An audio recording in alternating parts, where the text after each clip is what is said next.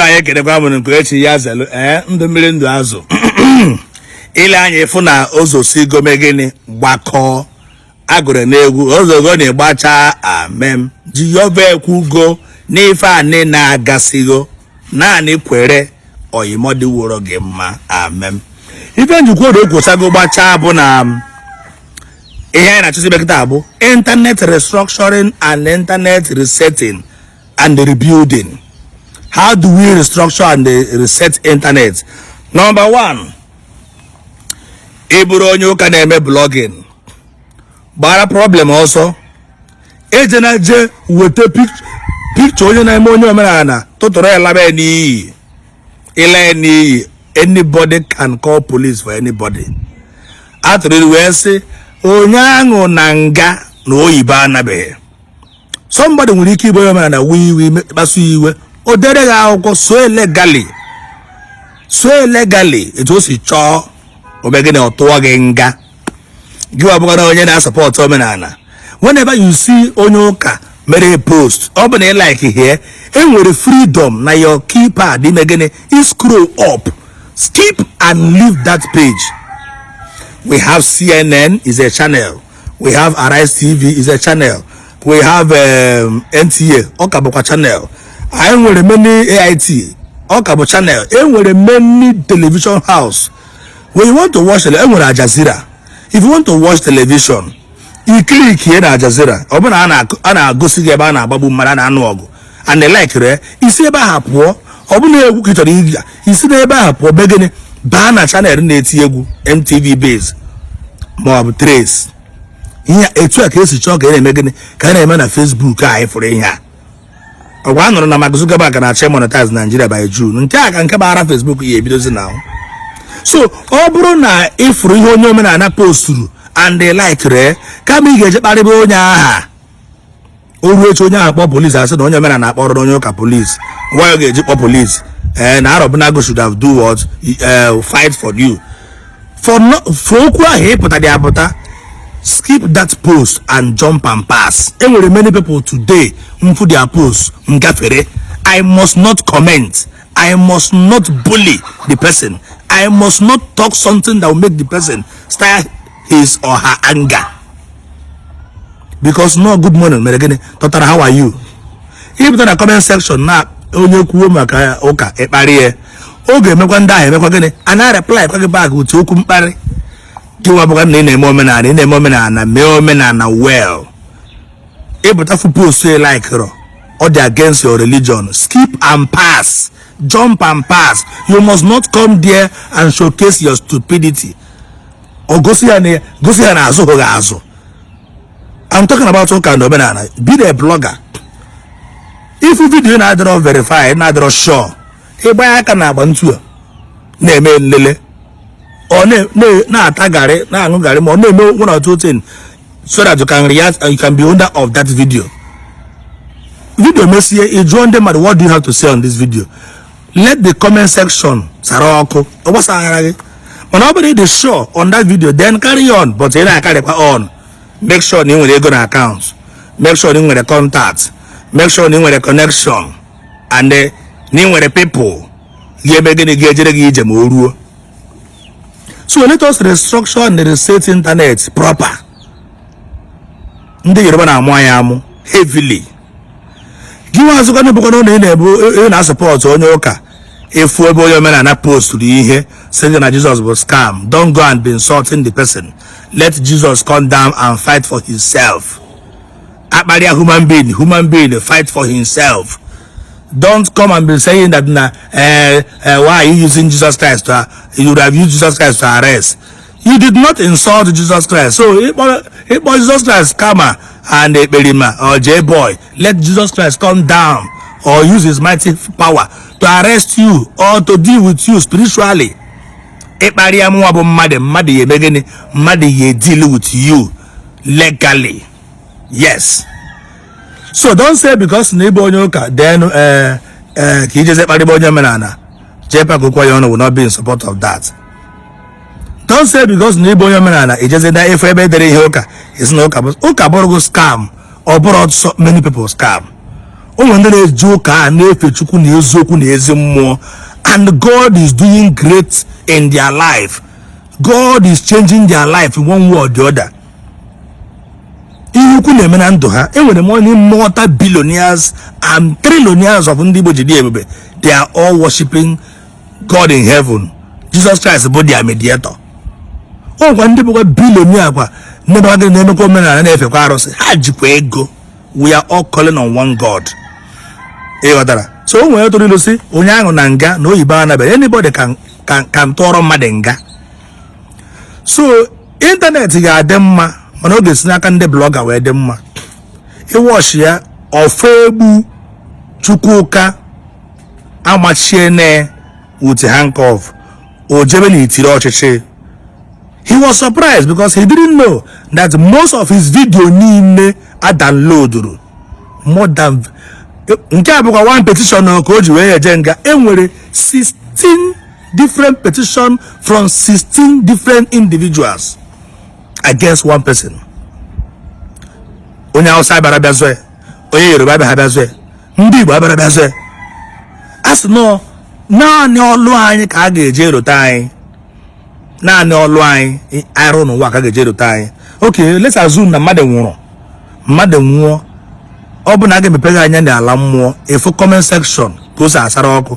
Ka ndị mmadụ si akpọ onye ahụ iyi, ka ndị mmadụ si asa onye ahụ, chai, we lose this person, we forever miss this person in our heart. I ga-edere gị, we forever miss you when you will be no more. Ị gara ajụ onwe gị. Look at internet. Everybody we are rejoicing because of one person. Ọ bụ na ọ ga-ekweghị ime chegharịa onwe gị ajụjụ, jụọ onwe gị ajụjụ. E wetere vidio na-egosi ya ntụ ga ofu egbu Udele si wee nọrọ ntụ na-elele. He doesn't even know when he said all those things. Ajụ ikwuru ihe a wute anya mmanya ka anya Igbo, ka anya anwụrụ, ka anya goof, ka ọ bụ anya mkpụrụ mmiri. Ebi mepere ọnụ wee kwuo na ị ga-egbu onye ọzụzụ atụrụ a, gbuo family, gbuo members of the church ya, na ọ bụ na imeghe si kpọọ gị bastard, si ma na ha na ịbụghị mmadụ. Edobere gị the video. Ma one girl iji ebulie na Twitter, o bu petition wee bịa. A girl, small girl, o bu petition ya wee bịa against you. George file ọrụ. Many people, ma ndị si na ha ga-anwụ n'ime DSS custody. Ndị niile njọrị n'ime kama pack ya on your head. Now, etu eketa abụ the king of, I will not call him king of the game because him akpọ bụ king of arụrụ ala, king of disunity. Now he's no more. Ọ nọ n'itiri ọchịchị ebe ọ na-ata akịkịrị eze. Etu ọ nọ n'itiri ọchịchị na-akịta. Gị nwa bụ blọga na-akwụ ya n'azụ. Gị nwa bụ blọga na ihe ọ bụ na Udele metere. Ijiri because na Udele pụtara ekwensu na-use we mightily. Ekwensu enyego reprobate mind. Ekwensu na-use Udele. Udele na full opportunity at any single chance. Ọfụ ha na-agba ndị ụka wa ozugbo je daire ndị ụka. You are busy, ele man, ijele sogarizie in the name na na-agba ụka war. Ọnụ niile ahụ o turu, n'ihe na-ahụ o kwuru, na mmadụ niile ahụ ọma kedu ebe ọ nọ now. Is a shame and is a pity na akpọrọ mmadụ taa oru echi eje court that same day ọ gbadaba prison. Efu na aka ka aka. So you don't even have anybody. Throughout that day emere ga akpọtara ga na Ndị Uwe Ojii till the day Ijele court, onwere ofu mkpụrụ onye kpọrọ on your behalf. Onwere onye kwere abịa, onye ọbụla mmadụ na-abụ bịara abịa sị ha sign nụọ nọọ gị nwa gwara Ijele na-emebe ihe ọ na-eme na ịntanetị, onye mara gba ọsọ. The two lawyers bịara abịa asị ya ngwa sign nụọ nọọ unu nwa sendịrị ndị a ka a na-eme ihe ọ na-eme, onye mara gba ọsọ. Gị nwa bụ blọga ị na-asọpọtụ ụka, hapụ ihe ndị omenala ma ọ bụ na ọ ga-ekwe gị mee. Don't insult them. You are a blogger, not support Ndoka. Happy Ndoka, don't insult them. Anything you see that is not good to your eye, skip and pass. Or being a follow the person and you the piaga na block button or unfollow the person. You must not be on somebody's page, nay through insult, and still you are in his page. If you don't like him or her, unfollow him or her. So that you have peace of mind. You have peace of mind. Let us restructure internet. Let us set internet Let us use internet space to promote Igbo culture. Let us use internet space to promote Igbo business and talent. Let us use internet space to promote our own. And with many people who are factor na Igbo, na-achọ ndị ga-promote ha. If onye rụrụ nka na ụzụ mara mma, don't check ka onye ahụ bịa nye gị ego. Anyị mara onye ahụ enweghị ego, ọ na-achọ ka ọ pụta apụta. Pick up the product and advertise his product. It will not cost you anything. Look at this man who made product to advert na arụ lista. The man akpọgo m sị m Jpac ebe ọsị na-abata na achọrọ m ịrụrụ one lister free. I did not collect a dime because ihe ji mee bụ o nwere talent number 1, ọ bụ onye Igbo number 2. Still ọ na-support struggle ndị Igbo maka nwere onwe ndị Igbo mere enye free. Today ọ rasị m Jpac bata ka anyị check ya ka ọ bụrụ 20 kv na mma arụ gị free na enyego m contact dị egwu na kemgbe o jiri ọbara ndị mmadụ this lister na onwetụbeghị this call and the demand from people. That is what we want for ourselves. Ọ bụrụ iji nke anyị na-emebisi nke anyị. Enwere pastor ndị Yoruba nwere private jet ha ka ahụ ha na-eme mkpọtụ. Their brothers and sisters bụ ndị Yoruba doesn't pull them down, you know. In one word, you're going to because you don't go. You cannot be outside the social media and conclude and generalize. No one with a private jet and therefore no day in the Maraka. No one in the thousands of people in the free. You might not know because you are not there. If you know career, so many DBS go today and that's not how a fleet of cars, but a man now. Every month and semester and term, when they go free, you might not know because you are not there.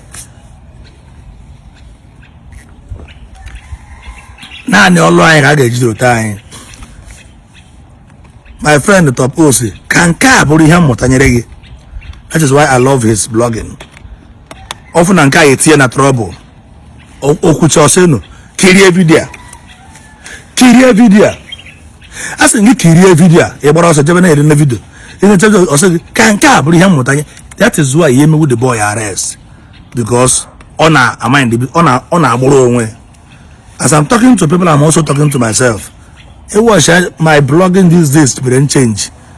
And my mind is a business. With the problem. Down that's all when Babu has no problem. Kineko or Yabana also the key baby. Maybe for onye Omenala cover Thanksgiving noka. You know never say ta onye ri na ga eri this mugu in a joker. No mbebo oka the Omenala the noka ndoka the Omenala the noka ndo Omenala nabatara ndoka oka bia check is I want to him na the chairman Omenala ewupu sie to dan e chi ozo noka and e chi ozo oka. That is how it's supposed to be. Tomorrow, Ofala. Ijele, this guy is this guy no. After all, Jesus Christ, I know to happen. Mary Magdalene Mbo or go to drop by Jesus Christ, not massage here. With oil legal on. Na lawyer n'isi obodo look at us now for Jesus no na nda achawo Zacchaeus bonyo onoto eji ekpere mana omekome we mara Jesus ojozi ibe and today when careful na say na ebe onye ohi na you are mingling with politicians or you are mingling with ndarana let us stop that rubbish. Today akwa oko dey Thanksgiving no oka. That does not mean no a Christian. We are calling on the name of the Lord. Only one God can come on in different angle and different understanding. Yes, a case about Chuku. Or Chuku Kabiama, no Igbo. No Beke, okay. Yes, and came the major onjo. Can wear them and must go, but condemn and kill him and kill him and also and Camarama. Nkonya makacha also chuka na efe. Here Traditionen Igbo, but how do we use whatever we are doing to bring unity and progress in our Igbo? Here kwesi na nkwo na okwa. Kanka buri ife mmụta. nyere gị.